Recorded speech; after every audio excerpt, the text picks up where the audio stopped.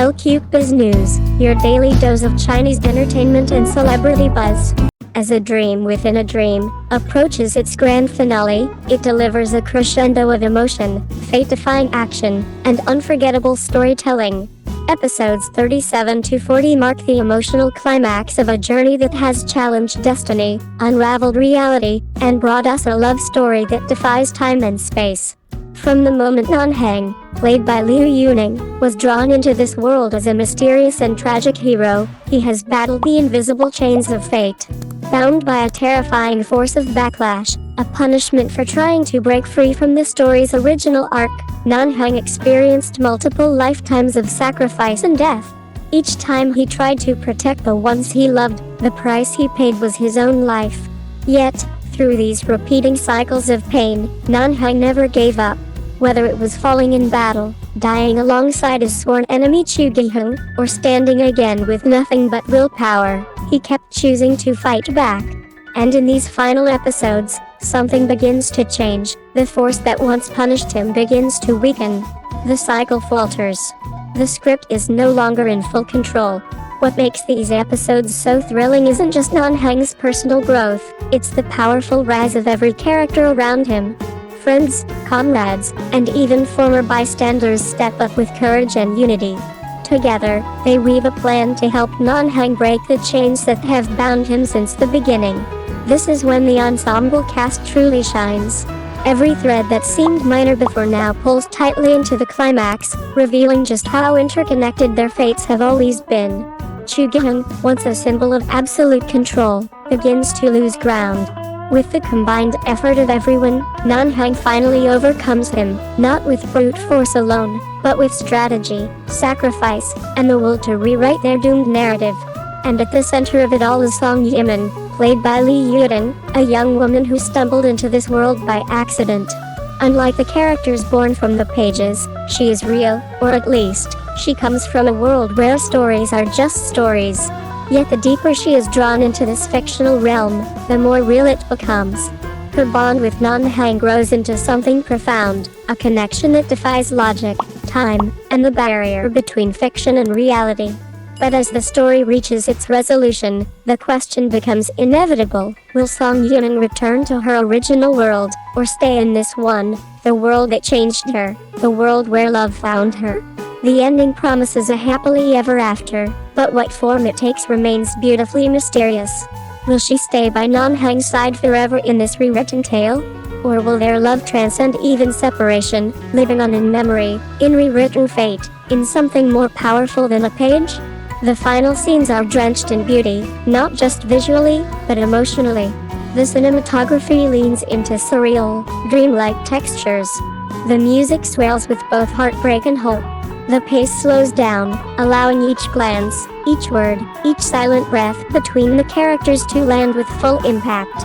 This is what makes a dream within a dream stand apart. It's not just fantasy, it's a meditation on free will, connection, and what it means to take ownership of your story, even if you were never meant to be the main character.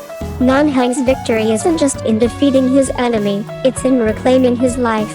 Song Yimeng's journey isn't just about survival, it's about choosing love even when everything says it's impossible.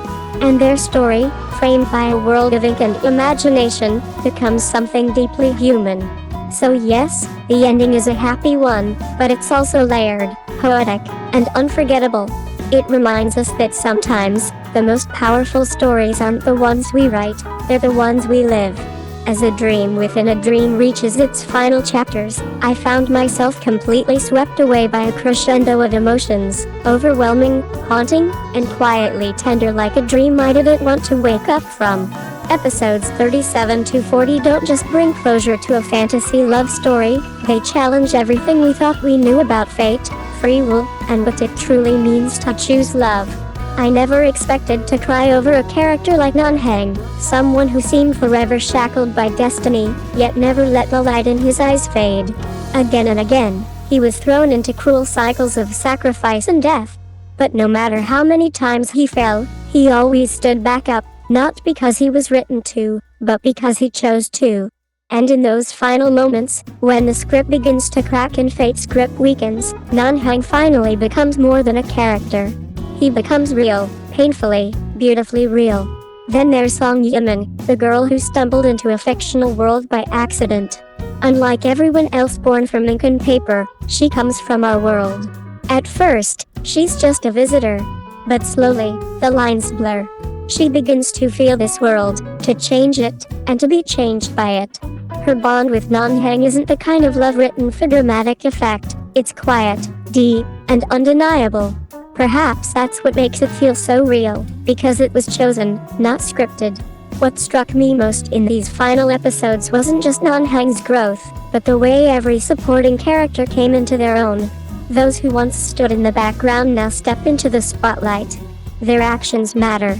Their stories matter. And together, they help Nan Heng do the impossible, break free from the fate written for him.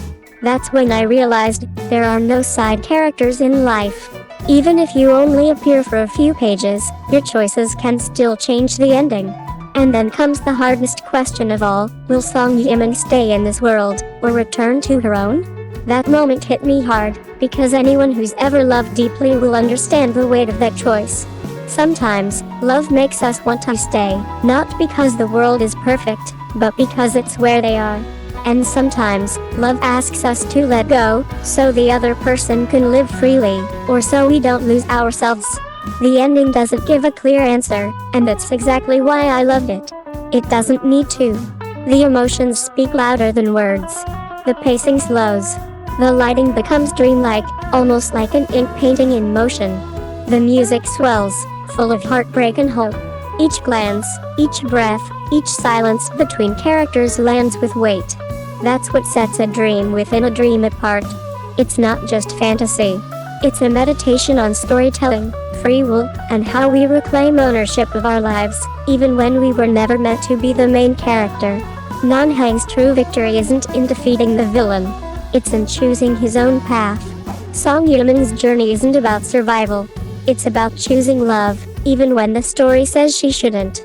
And in the end, their love, born in fiction, becomes something achingly human. So yes, it's a happy ending. But not the kind where everything is wrapped up with a bow.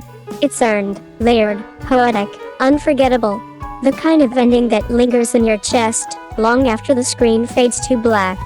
And maybe that's the most powerful kind of story, not the ones we write, but the ones we live. Thanks for watching El Cupis News. Don't forget to like, share, and subscribe for your daily fix of Chinese entertainment. See you in the next video.